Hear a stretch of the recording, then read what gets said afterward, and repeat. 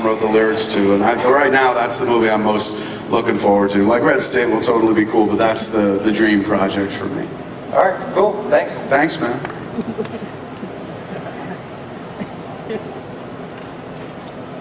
That is one solemn walk up to the mic. Are you okay? Yeah, I'm nervous. You're nervous? Don't be nervous. Look at me. Don't look at these people. Look at me. She's like, I don't want to. You're disgusting. No, All right, Kevin. look at Chris Hemsworth. Let's get him back out here. No, Kevin, no, I really wanted to come up here and talk to you. Okay. The last time I blurted out a few days ago to you that I love you because I had 2 margaritas and I was uncontrollable. Okay. But now I'm saying it to you sober. So what I want to ask you... And now it feels more real, you know? When you said it to me when you were drunk, I was like, okay, but I can't believe that. But now, in the sober light of day, I know your love is real. Thank you. I'm just glad none of your fans like clobbered me on the head or pushed me to the side or anything, but back to my question, I'm sorry. Oh, no worries. I wanted to ask, because I used to work for the airlines and I'm done with their oh crap, sorry.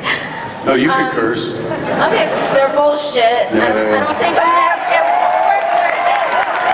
So, I wanted to know exactly how the flight attendant came up to you and like pissed you off. Like, what did they say? Because I don't have a Twitter account, Right. and Twitter. I'm only going by what people tell me, and it's like I kind of got offensive about what they were saying, and it kind of made me want to just like, oh, okay, wait, that's Kevin Smith. What the fuck are you talking about? They're low. I'd rather hear it from Kevin Smith giving me the details on what happened, because I find out that it was just who cares about your size? You paid for it. What, you should have your seat. You should get on that plane. They should never escort you out and tell you, I'm sorry, you can't fly on this flight because of your size. I'm sorry. It's okay. It's just I lived all this shit in February. You just brought it all back fucking up, man. I'm like, you're right. They did throw me off for being fat. You want a hug or something? No, I'm good. Thank you. Okay, good. I'm not brave enough to go up there. The stewardess came up to me. I mean, I still haven't gotten 5 minutes, thank you.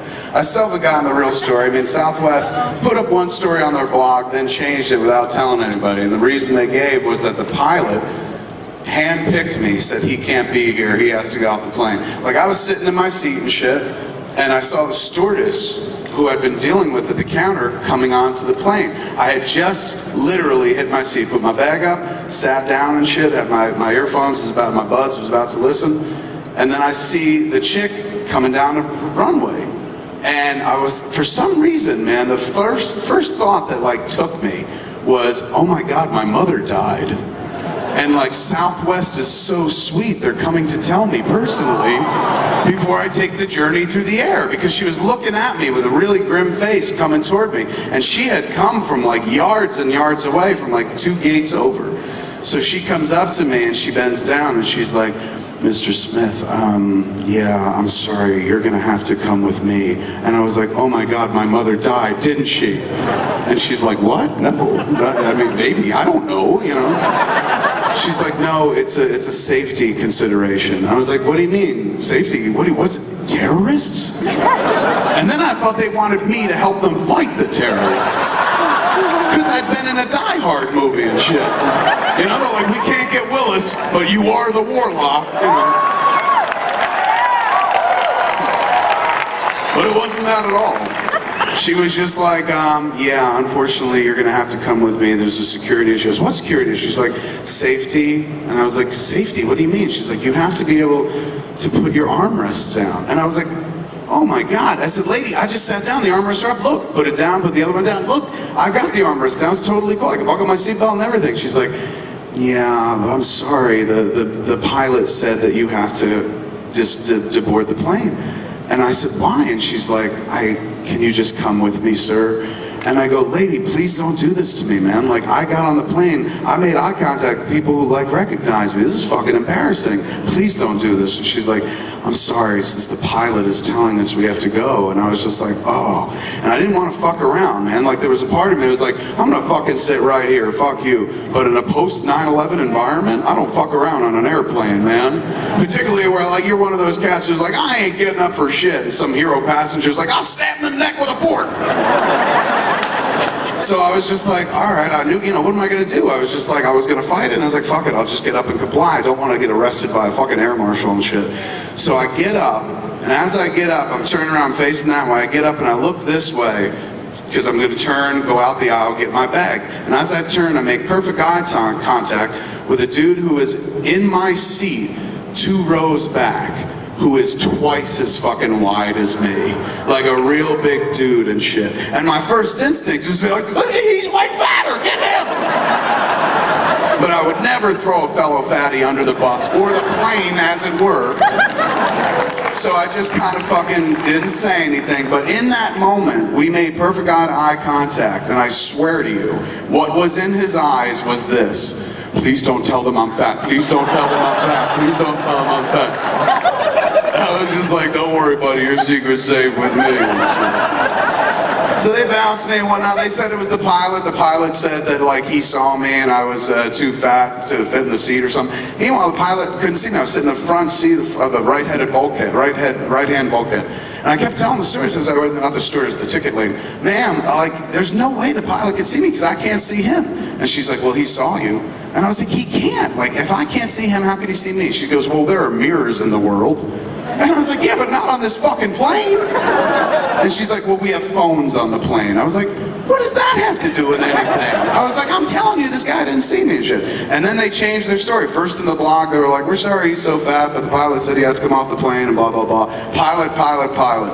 And then 2 days later, they changed it without ever fucking changing or saying, hey, I'm sorry, we were wrong. But they were like, some stewardess made a hasty judgment call.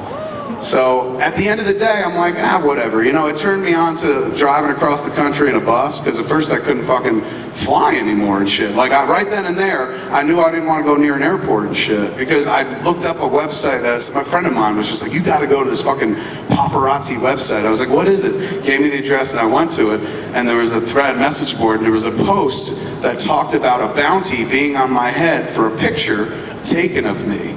And the first picture for $5,000 was me stuffed into a thin chair. The second picture was me stuffed in the thin chair eating a big sandwich. So I was just like, fuck this, man. I'm not going to give these guys this picture. I'm not going anywhere near an airport. And I didn't know how I was going to get around and shit, because I had a bunch of Q&A gigs to get to. So I started thinking about like a bus. And I started thinking about a prom bus. Because when we were making Cop Out, my friend Malcolm, the dude I was talking about, Malcolm always usually hangs out when we make the flicks. And so Malcolm was going to attend this Walter Gretzky street hockey tournament that we were going to play in last year while I was making Cop Out. It was the end of the first week of production. And so we needed to go up to play. It was in Brantford, Ontario. And we weren't even going to be able to catch a flight out of New York because we were going to shoot late that night to catch some shit we missed during the week. So Malcolm was just like, how are we going to get up there? And I was just like, I don't know, we can't fly, man. Are there trains? He's like, no, but we can rent like an SUV. You can drive us up. We can sleep in the back. And I was like, all right, man, that sounds fine. He goes, wait a second. Fuck the SUV. I said, why, you got something better? He goes, prom bus. And I was like, prom bus? He's like, you've never seen these prom buses? The kids take to the prom, they got chaser lights in them, stripper poles, music. He's like, it's such a fucking party. Such a party atmosphere. It makes everybody happy, eh? And I was just like, Malcolm, you really want to ride on the prom bus, don't you? He's like, I never had one in high school.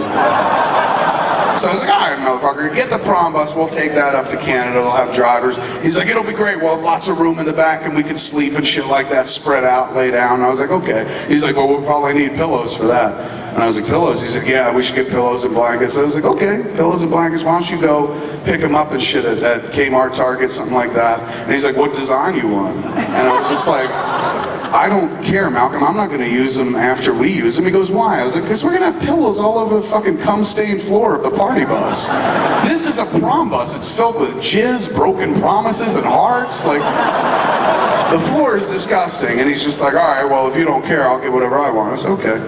So he went and ordered the bus and shit. He was on picking up the fucking the blankets and shit. He wanted to get body pillows. He's like, "Can I get body pillows?"